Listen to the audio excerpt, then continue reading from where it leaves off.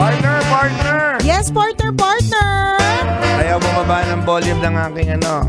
Ano, magsisigawan ba tayo today? Patayin na lang natin. Ayaw bumaba ng volume? Teka, papatayin kita.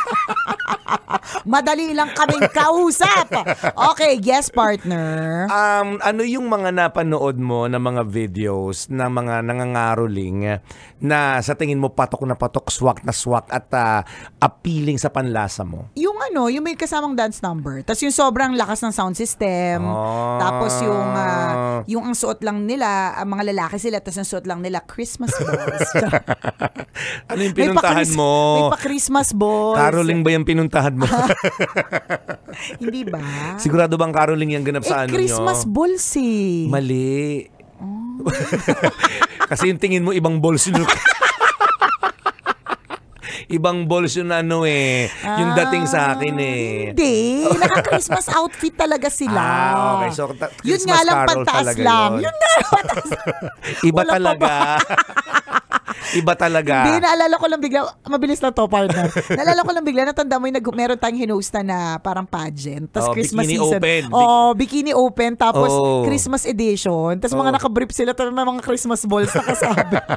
Yung mga uga-ugang Christmas balls. Tumatak talaga sa utak ko. Yung di mo nga sila ma-interview na maayos Nakalaylay kasi yung mga balls, yung mga Christmas balls. Siyempre, nakalaylay talaga yun. Oo, kaya nga.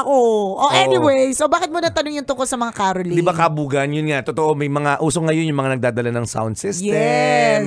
Uso din yung mga pa-costume ng sobra. Yan. Ito may yung trending na nangangaroling partner sa highway. Ooh. Oo, 3 Becky yung napanood ko na naka-outfitan talaga, naka-gown. Talaga? Oo, tas bila silang nangaharang ng mga truck sa highway. Hindi ko sure kung masaya yan. Yung may nangaharang. Parang may kasamang pananakot Oo, nangaharang. Tapos bilang sasayaw sa harapan ng sasakyan mo. Talaga.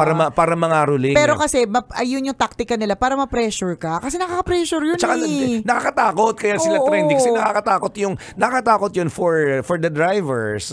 And nakakatakot din for the carolers. Bakit? Risky yun Correct. Diba, mamaya mo, hindi ka tigilan. Tsaka hindi lang yun. Sure ka ba? Diba? Na lahat ng mga dekotse ay tunay na may pera. Hindi yan totoo. We can relate. Totoo yun. Ang gas namin, laging nandun sa may empty.